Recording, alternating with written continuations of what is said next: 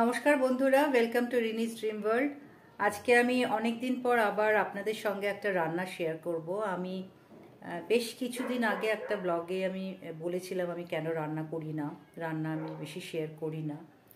তো চলুন কথা বেশি না বলে বরং আমরা রান্নাটা শেয়ার করি। আজকে আমি করব হচ্ছে একটা মাছের ঝোল। এখানে 6টা চারাপোনা মাছ আছে। আমি 1 চামচ নুন আর 1 চামচ হলুদ দিয়ে মাছটাকে মাখিয়ে রেখে দিয়েছি। আর এবার আমি মাছটাকে ভাজবো। তেলটা গরম হয়ে গেছে, আমি সামান্য একটু লবণ দেব এর মধ্যে।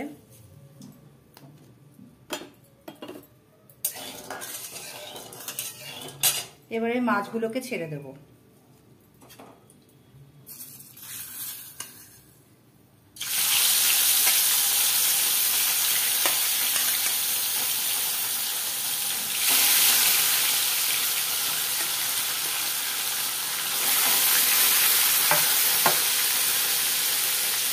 মাছগুলো ভেজে নিয়ে আবার আমি ফিরে আসছি। আমার মাছগুলো একদম ভাজা হয়ে গেছে। আমি এবার মাছগুলোকে তুলে নেব। আমি মাছ ভাজতে ভাজতে একটা কাজ করলাম, সেটা হচ্ছে একটা মিডিয়াম সাইজের 2টো আলু একদম সরু সরু করে কেটে, আর একটা মিডিয়াম সাইজের বেগুনকে পাতলা পাতলা করে কেটে নিয়েছি। এই যে এরকম করে পাতলা করে কেটে নিয়েছি মিডিয়াম সাইজের একটা বেগুনকে, আর আলুটাকেও আমি এরকম করে পাতলা পাতলা করে কেটে নিয়েছি। আর কাঁচা লঙ্কা নিয়েছি কয়েকটা। এবার যেটা আমার লাগবে সেটা হচ্ছে আমি এটার মধ্যে 5 ফোড়ন, ফোড়নে 5 ফোড়ন দেবো আর কি। আমি 1 চামচ, ছোট চামচের 1 চামচ 5 ফোড়ন দিলাম। এবার আমি এর মধ্যে আলুগুলোকে ছেড়ে দেব, তেলটার মধ্যে আলুগুলোকে দিয়ে দেব।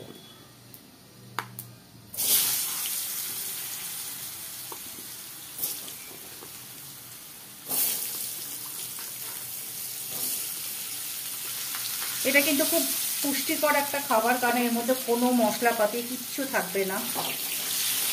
যারা অসুস্থ মানুষ তাদের কোনো ক্ষতিও হবে না এগুলো। আর তেলটা চাইলে পরে আপনারা আরও কম দিতে পারেন। আমি এখানে বেগুন দিচ্ছি, আপনারা চাইলে বেগুন নাও দিতে পারেন। আঁচটাকে আমি মিডিয়াম করে কিছুক্ষণ আলুটা ঢাকা দিয়ে আমি ভাজবো। আর এখন আমি লবণ দেবো এর মধ্যে, তা লবণ দিলে পরে জল ছেড়ে যাবে তরকারির থেকে।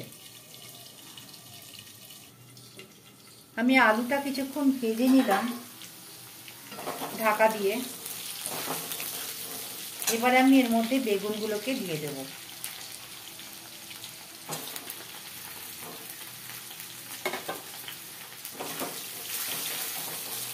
বেগুনটা যেহেতু দেওয়া হচ্ছে সেই জন্য একটু তেলটা একটু টানে বেগুনে।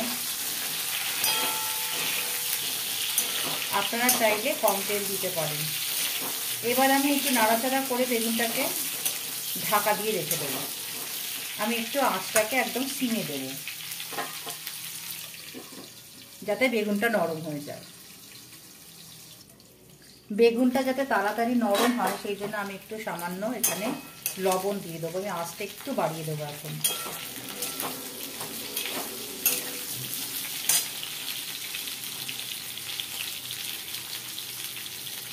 আমি এখানে 1/2 চামচের মতন লবণ দিলাম। পরে যদি লবণ লাগে আবার পরে দেওয়া যাবে। আগের থেকে বেশি দিলে পরে লবণটা বেশি হয়ে যেতে পারে।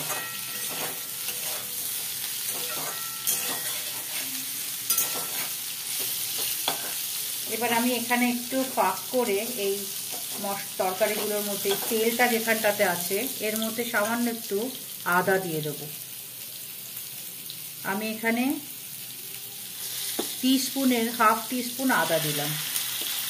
আদাটাও অপশনাল, আদাটা আপনার চাইলে পরে দিতে পারেন, না চাইলে নাও দিতে পারেন। তেলের মধ্যে দিলাম যাতে আদাটা একটু ভাজা যায়।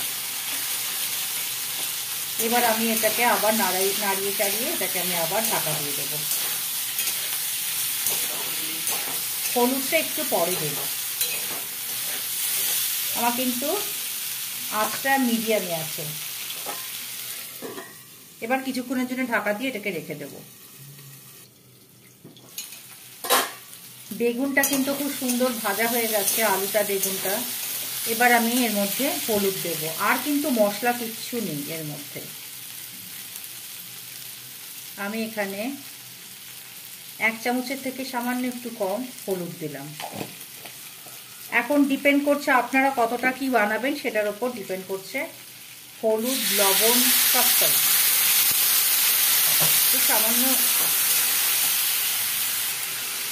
আমি সামান্য একটু জল দিলাম, কারণ তা না হলে হলুদটা পুড়ে যাবে। বেশি নাড়বো না, কারণ তা না হলে বেগুনগুলো ভেঙে যাবে। আমি এবার আঁচটাকে বাড়িয়ে দিয়েছি।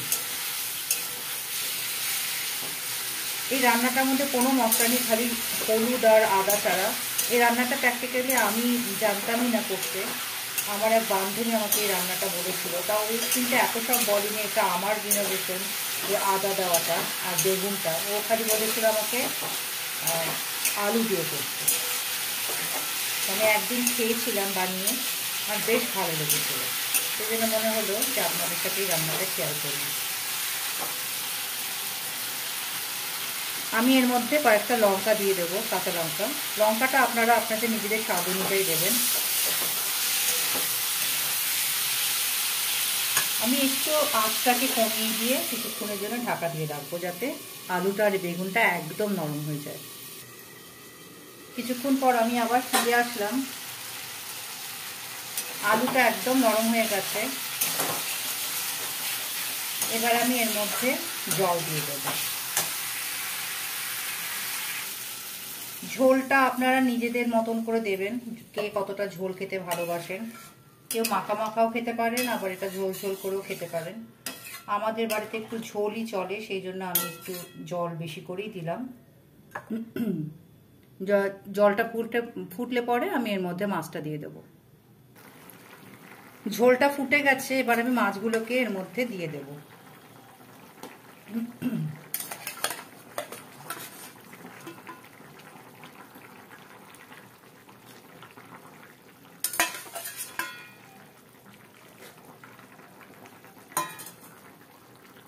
চাইলে আপনারা কম ঝোলও রাখতে পারেন, মাখা মাখাও করতে পারেন, তাতেও খারাপ লাগবে না।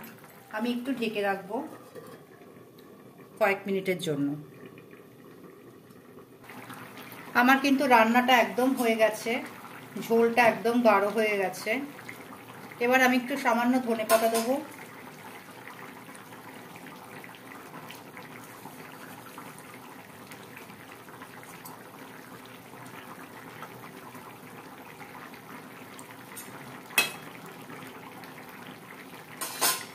আমি গ্যাসটা এবার অফ করে দিলাম।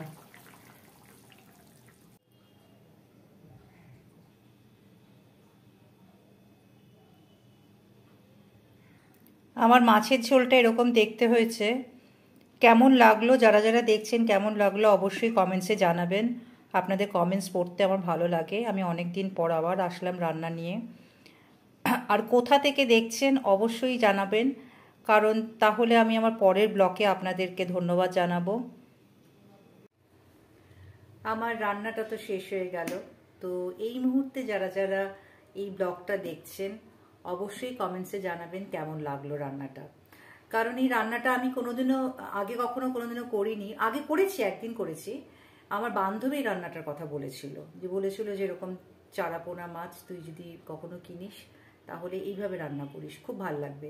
এইভাবে বলতে ও খালি বলেছিল আলু দিতে আর 5 ফোড়ন দিতে। তো আমি সেখানে আলু আর বেগুনটা দিয়েছি আর আদাটাকে অ্যাড করেছি। এটা অপশনাল, এটা দিতেও পারেন নাও দিতে পারেন, কিন্তু দিলে পরে সত্যিই খুব ভালো লাগবে খেতে। আর সত্যি খুব ভালো হয়, একদম হালকা রান্নাটা হয়। আর আমার তো ভীষণ ভালো লেগেছে। আপনারা একবার পারলে পরে ট্রাই করবেন এটা খাওয়ার জন্য, কারণ সত্যি আপনাদেরও ভালো লাগবে। যারা হালকা খাবার খেতে পছন্দ করেন তাদের সত্যিই ভালো লাগবে। যারা স্পাইসি খেতে পছন্দ করেন তাদেরও ভালো লাগবে। একদিন বদল তো ভালোই লাগে। তো আমি তাই সে কারণেই বলবো, অনুরোধ করব যে একবার অন্তত হলেও বানিয়ে খাবেন। আর ভিডিওটা যদি ভালো লাগে অবশ্যই লাইক শেয়ার করবেন বন্ধুদের সাথে, এটা আমার অনুরোধ রইল। আর পাশে থাকা বেল আইকনটা প্রেস করতে ভুলবেন না। আমি যখন কোনো নতুন ভিডিও আপলোড করব আবার সেই নোটিফিকেশন আপনাদের কাছে চলে আসবে। আর আপনাদের কাছে, আপনারা হচ্ছেন আমার ইউটিউবের একটা পরিবার। তো আমার আপনাদের সাথে অনেক কথা বলার আছে, আমি অন্য অন্য ভিডিওতে সেগুলো কথাগুলো বলবো। বেশ অভিমানের কথা আপনাদের সঙ্গেই বলবো। তো আগামী ভিডিওতে আবার দেখা হবে, সেই অভিমানের কথা নিয়ে আমি আবার আসবো। ততক্ষণের জন্য বিদায় নিলাম। সবাই ভালো থাকেন ঈশ্বরের কৃপায়, আর আমার জন্য প্রার্থনা করবেন আমি যেন সুস্থ থাকি, ভালো থাকি, আবার নতুন নতুন ব্লগ নিয়ে যেন আসতে পারি। রান্না হোক বা গল্প হোক বা যেই হোক, যেরকম ব্লগই হোক, আবার যেন নিয়ে আসতে পারি। ভালো থাকবেন সবাই।